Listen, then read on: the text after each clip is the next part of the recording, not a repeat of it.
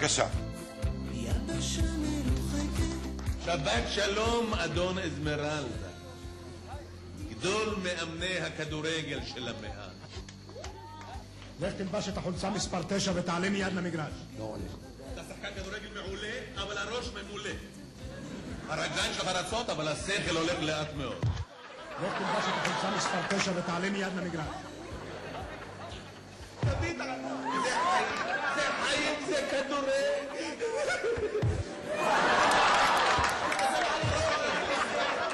כל נגיחה שלו פגז מפרפר ברשת. תסתכל על הרגל המסיימת. לא, הוא ימני. ימני.